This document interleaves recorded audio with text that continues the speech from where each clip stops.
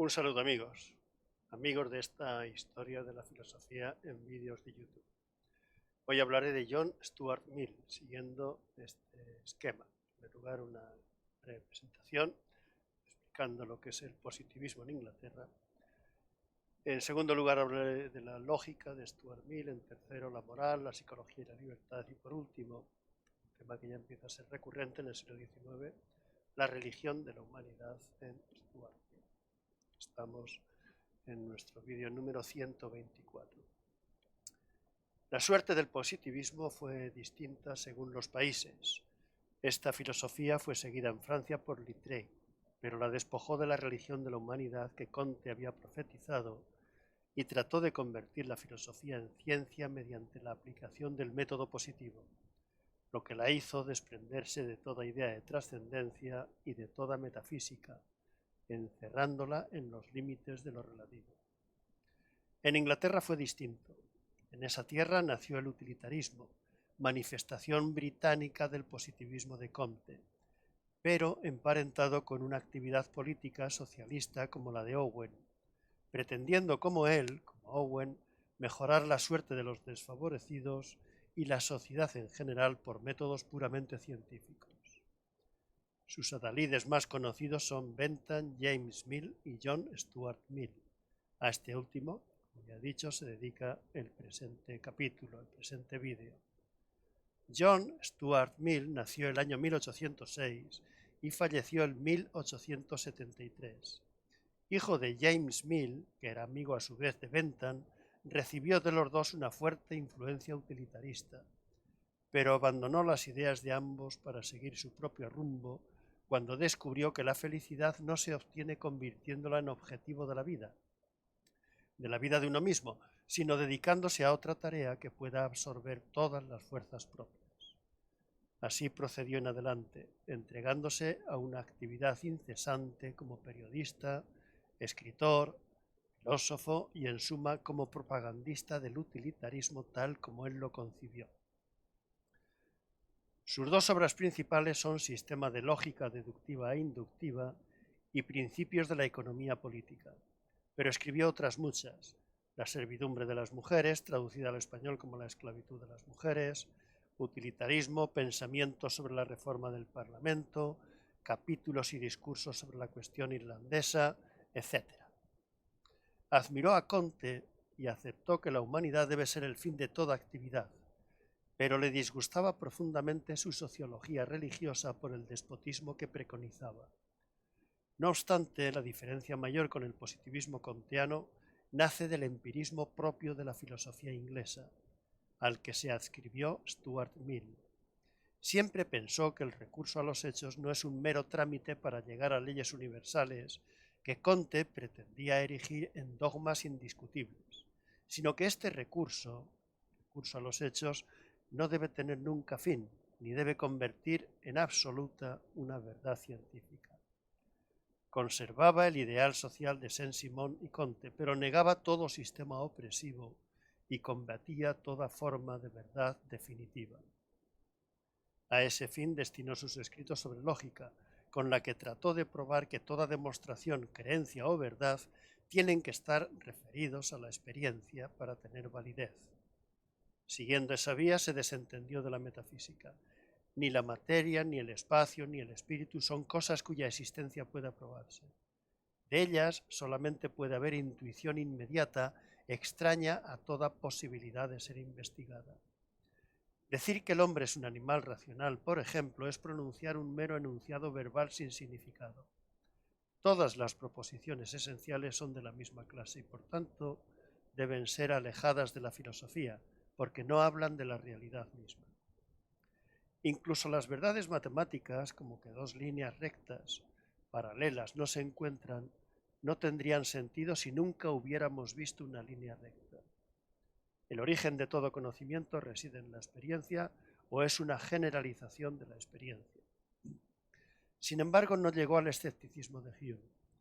Reconociendo que el principal problema de la lógica es la inducción, creyó resolverlo apelando a la uniformidad de la naturaleza, sin caer en la cuenta de que dicha uniformidad ya fue puesta en tela de juicio por Hume.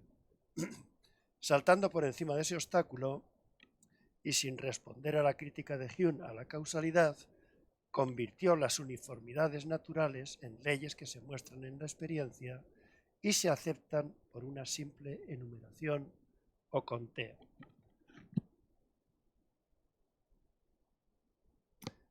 Pero la finalidad del autor no reside en la lógica, sino en la utilización de ésta para reformar la sociedad y dirigir la conducta humana. Lo que busca es la lógica de las ciencias morales, en las que juega un papel central la libertad. Esta, la libertad, no es contraria a la necesidad. De hecho, si se conocieran las profundidades del carácter de un individuo y las circunstancias que motivan su voluntad, podría predecirse su conducta sin miedo a errar. No cree Mill que esto sea negar la libertad. Todos tenemos conciencia de la necesidad que él llama filosófica, pero necesidad no es fatalidad. No hay un ser oculto, llámese destino o de cualquier otro modo, que mueva nuestras voliciones de modo irresistible. Sabemos que nos resulta posible resistirnos a cualquier deseo y que eso solamente exige disponer de la fuerza necesaria. Si esto no fuera verdad, si fuéramos movidos de un lado a otro como una marioneta, sin poner nada de nosotros mismos, no seríamos distintos de una roca o un árbol, y cegaríamos la fuente misma de nuestra propia perfección. La necesidad filosófica, que no niega la libertad, es regularidad y orden en nuestras conductas, que pueden por tanto ser estudiadas por una ciencia de las leyes del espíritu, la psicología. Esas leyes se compilan en la etología, ciencia de la conducta que nace de la psicología y establece las circunstancias de la formación del carácter, un saber exigido por la educación. Al lado del carácter social pone Mill el carácter colectivo, a cuyo estudio se dedica la sociología. El objetivo de esta es descubrir y fijar el principio del progreso humano, un principio del que poder extraer, como se extrae en una ecuación el valor de una incógnita, los hechos del futuro. La historia es para él, como para Saint-Simon, para Comte y para Hegel, una acumulación de resultados que va de menos a más, sin que nada se pierda. Como ellos, también aceptan que algunos individuos sobresalientes son, en el momento preciso, el soporte del desenvolvimiento providencial de la humanidad. Mill fue también un adepto de la religión de la humanidad, si bien a su modo utilitarista y empirista.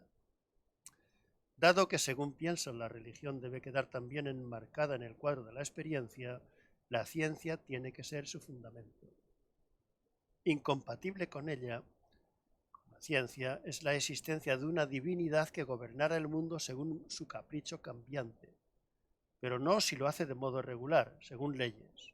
Con todo, no es posible probar que existe un ser así, porque el raciocinio causal, aun partiendo de la experiencia, no alcanza a concluir en una causa necesaria.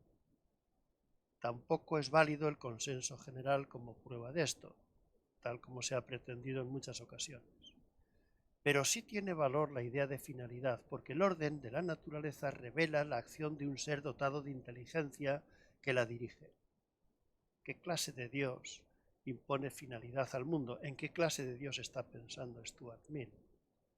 Parece indudable que el poder y la inteligencia de este Dios son mucho más que humanos, aunque no es todopoderoso ni omnisciente, pues tiene que adaptar medios afines en vez de actuar directamente, sin instrumentos auxiliares.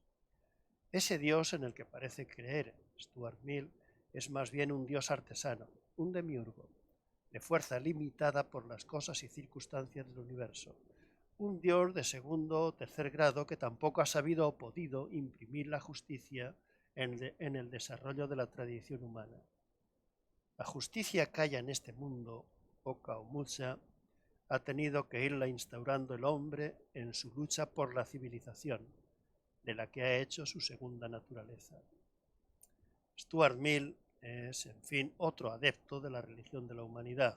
La suya es una religión moral que existe para realizar el bien en este mundo y que debe erigirse en un sistema de normas que impongan límites a las aspiraciones egoístas de los hombres y les inclinen a pensar su ayuda al ser invisible, al que deben lo bueno que hay en esta vida. esta doctrina del demiurgo puede apoyarse razonablemente en la esperanza en un mundo sobrenatural que alienta la creencia en Dios. Y hasta aquí llega la explicación de Stuart Mill. Hasta otro momento, amigos.